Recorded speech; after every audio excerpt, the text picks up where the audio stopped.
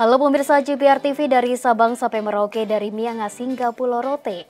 Bertemu kembali dengan saya Anggria Ratri dalam program Kominfo Newsroom.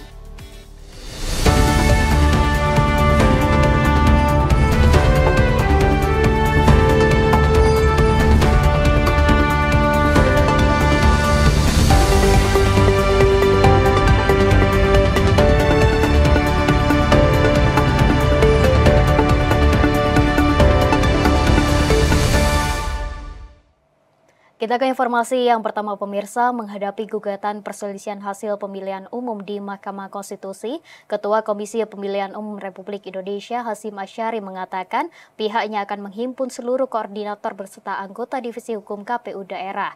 Selain itu, KPU juga tengah mempersiapkan jawaban hingga bukti-bukti untuk menjawab gugatan di MK terkait Pilpres, Pileg, dan pemilihan DPD. Komisi Pemilihan Umum Republik Indonesia akan menghimpun seluruh koordinator beserta anggota Divisi Hukum KPU daerah sebagai bentuk persiapan KPU menghadapi gugatan perselisihan hasil pemilihan umum di Mahkamah Konstitusi. Meski tak menyebut daerah yang akan terjadi sengketa pemilu di Mahkamah Konstitusi, Ketua KPU Hasyim Asyari menegaskan pihaknya dalam waktu dekat akan menjadi termohon dalam sengketa Pilpres 2024 yang pelaksanaannya tidak terbatas pada daerah tertentu. KPU akan berkirim surat kepada Mahkamah Konstitusi untuk memohon konfirmasi apakah ada perkara, maksudnya ada perkara itu yang diregister gitu ya. Kemudian kalau ada perkara mana saja yang kemudian diregister dan dilanjutkan dengan persidangan, sehingga kemudian fix bagi kami mempersiapkan daerah-daerah yang ada perkara yang diregister oleh Mahkamah Konstitusi.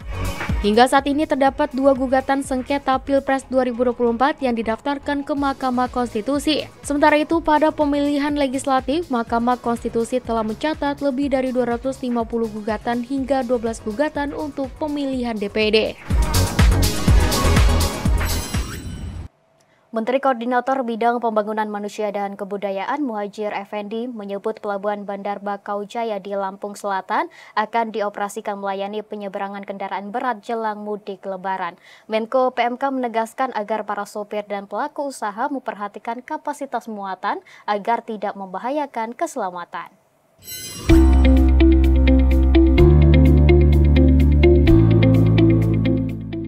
Jelang mudik Idul Fitri yang tinggal 2 minggu lagi, Menteri Koordinator Bidang Pembangunan Manusia dan Kebudayaan Muhadjir Effendi akan mengalihkan penyeberangan jenis kendaraan berat ke Pelabuhan Bakau Jaya di Lampung Selatan.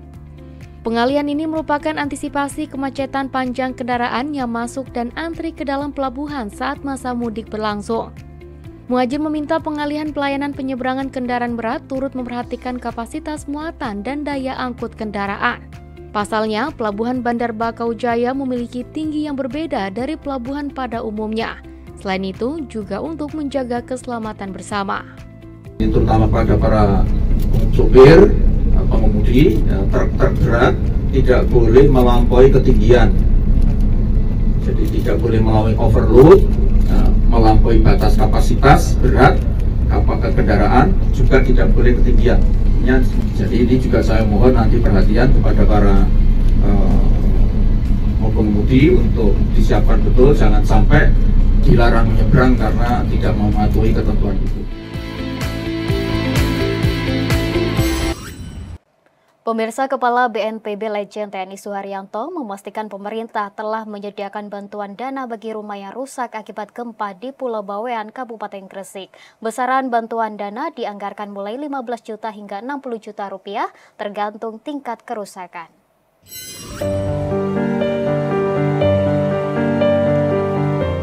Presiden Republik Indonesia Joko Widodo menginstruksikan Badan Nasional Penanggulangan Bencana untuk memberikan bantuan rehabilitasi untuk rumah warga yang terdampak gempa di Jawa Timur. Gempa yang melanda Pulau Bawean, Kabupaten Gresik pada 22 Maret lalu berkekuatan magnitudo 6,5 dan berpusat 130 km timur laut wilayah Tuban, Jawa Timur dengan kedalaman 10 km. Gempa tersebut berdampak kerusakan di sejumlah wilayah seperti Kabupaten Gresik, Lamongan, Tuban, Bojonegoro, Sidoarjo, Pamekasan, hingga kota Surabaya. Dari 7 wilayah tersebut terinci rumah rusak ringan sebanyak 2.654 unit, rusak sedang 1.177 unit, dan rusak berat sebanyak 779 unit.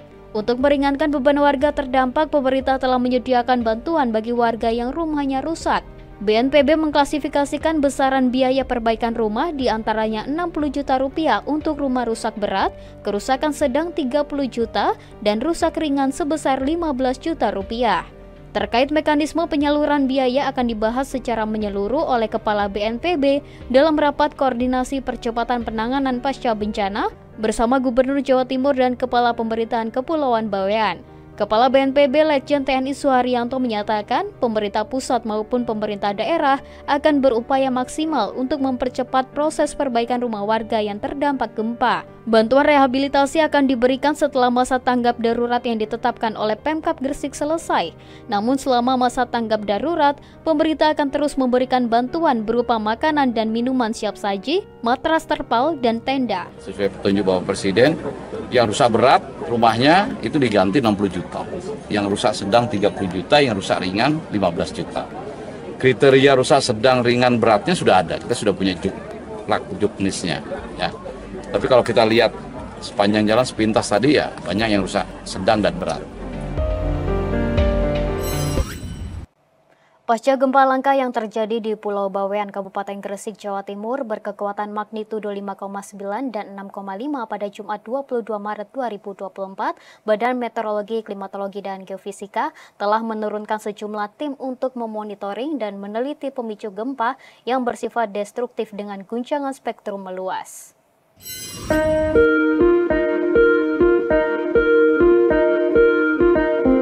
Pasca gempa langka di Pulau Bawean bermagnitudo 5,9 dan 6,5, Badan Meteorologi, Klimatologi, dan Geofisika menerjunkan tim untuk meneliti gempa langka tersebut. Gempa bumi dipicu oleh aktivitas sesar aktif dengan mekanisme geser atau mendatar di Laut Jawa. Kepala Pusat Peneliti Pengembangan BMKG Rahmat Riono mengatakan, gempa yang terjadi di Pulau Bawean bersifat destruktif atau merusak dengan guncangan berspektrum luas yang dampaknya terasa hingga jauh dari Pulau Bawean, seperti Banjarmasin, Banjarbaru, Sampit, Balikpapan, Madiun, Demak, Semarang, Temanggung, Solo, Yogyakarta, Kulon Progo, dan Kebumen. Menanggapi bencana alam ini, BMKG menerjunkan tim khusus untuk memasang alat monitoring gempa dan meneliti penyebab gempa langka yang jarang terjadi di pantai utara Jawa, yang notabene zona kegempaan rendah. Ya, alhamdulillah kemarin hanya magnitudo 6,5, tapi ini menjadi kajian saya kira untuk para pakar kebumian ya.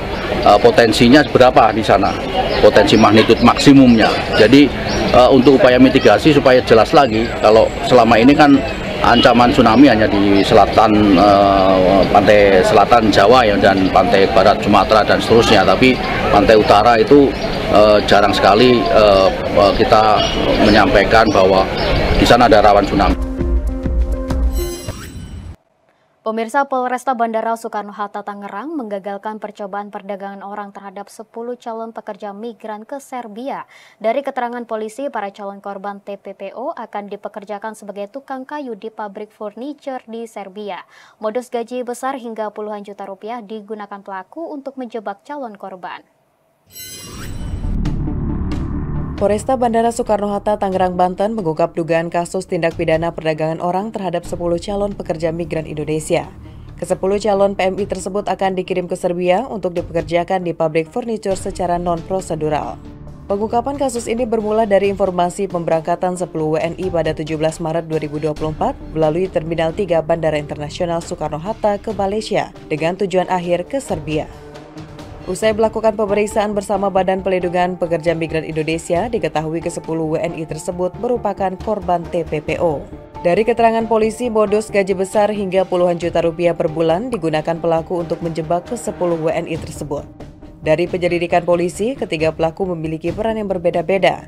Ada pelaku yang bertugas memfasilitasi pemberangkatan 10 WNI, ada yang bertugas menyerahkan pada agen di Serbia, dan ada yang bertugas mencari serta memberikan pekerjaan. Polisi menjerat para pelaku dengan pasal TPPO dengan hukuman 15 tahun penjara dan denda 15 miliar rupiah. Korban-korban yang akan diberangkatkan untuk bekerja di luar negeri tanpa prosedural, dan tidak sesuai dengan persyaratan yang berlaku. Dari hasil interogasi dan kemudian pengembangan, kemudian penyidik melakukan penangkapan dan penahanan terhadap 3 pelaku yang ketiganya memiliki peran yang berbeda-beda. Pemirsa, kami akan segera kembali dengan informasi lainnya. Tetaplah di Kominfo Newsroom.